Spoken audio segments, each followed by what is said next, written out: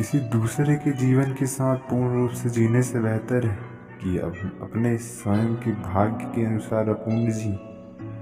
वासना, क्रोध और लालच ये नर्क के 3 द्वार हैं। मनुष्य अपने विश्वास से बना है, जैसा वह मानता है वैसा ही वह बन जाता है। एक उपहार तब पवित्र होता है जब वह दिल से सही व्यक्ति को सही समय और सही जगह पर दिया जाता है, और जब हम बदले में कुछ भी उम्मीद नहीं करते। कोई भी व्यक्ति जो अच्छा काम करता है उसका कभी बुरा नहीं अंत नहीं होगा, चाहे इस काल में हो या आने वाले काल में। परिवर्तन प्रकृति का नियम है। आप एक पल में करोड़पति या कंगाल हो सकते हैं। आत्मा ना तो जन्म लेती है और ना ही मरती है। आप यहाँ खाली हाथ आए हैं और आप खाली हाथ जाएंगे। जो आज हमारा है वह कल किसी और का था और कल किसी और का होगा। जो हुआ अच्छे के लिए हुआ, जो हो रहा है अच्छे के लिए हो रहा है, जो होगा अच्छे के लिए होगा।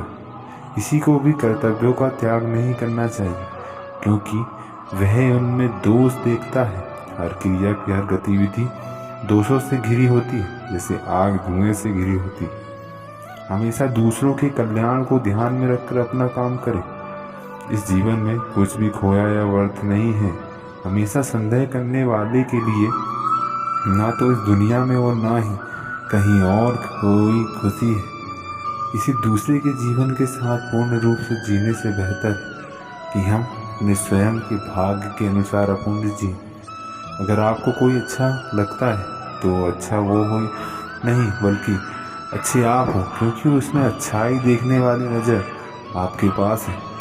अच्छा चाहने वाला आपसे प्रत्येक तरह की बात करेगा, आपसे हर मसले पर बात करेगा, लेकिन धोखा देने वाला सिर्फ प्यार भरी बातें करेगा। अगर आपको झुकना है तो खुशी की विनम्रता के आगे झुकें।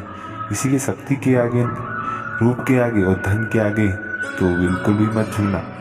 हमेशा संदेह करने से युद्ध का ही नुकसान होता है। संदेह करने वाले व्यक्ति के लिए प्रसन्नता ना ही इस लोक में है और ना ही किसी और लोक में। जिसने मन को जीत लिया है उसने पहले ही परमात्मा को प्राप्त कर लिया, क्योंकि उसने शांति प्राप्त कर ली। ऐसे पुरुष के लिए सुख दुख, सर्दी गर्मी व माप अपमान एक से हैं।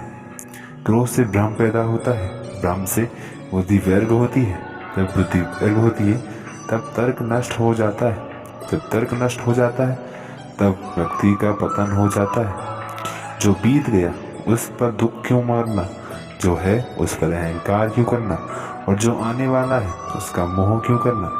जो मनुष्य मुझे जिस प्रकार बसता है, यानी जिस इच्छा से मेरा स्मरण करता है, उसी के अनुरूप मैं उस फल प्रदान करता हूँ। सभी लोग सब प्रकार से मेरे ही मार्ग का अनुसरण करते हैं। आत्मा किसी काल में भी नहीं जन्मता और ना मरता है, न यह एक बार होकर फिर अभाव रूप होने वाला है। आत्मा अजन्मा, नित्य, स्वास्थ्य और पुरातन है। शरीर के नाश होने पर भी इसका नाश नहीं होता। जब भविष्य धुंधला पड़ने लग जाता है तब आपको अपने वर्तमान ध्यान केंद्रित करने की आवश्यकता है।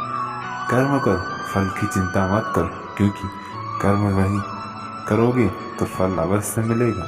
ज्ञानी व्यक्ति ज्ञान और कर्म को एक रूप से देखता है, वही सही मायने में देखता है। जो कर्म प्राकृतिक नहीं है वह हमेशा आपको तनाव देता है।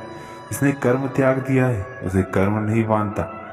जब मनुष्य की बुद्धि, मन, श्रद्धा तथा स्मरण सब कुछ भगवान में स्थिर हो जाते हैं, तभी वह पूर्ण ज्ञान द्वारा समस्त कलम से शुद्ध होता है और मुक्ति के पथ पर अग्रसर होता है। जो मुझे सर्वत्र देखता है और सब कुछ मुझ में देखता है, उसके लिए न तो मैं कभी अदृश्य होता हूँ, न वह मेरे लिए अदृश्य होता है।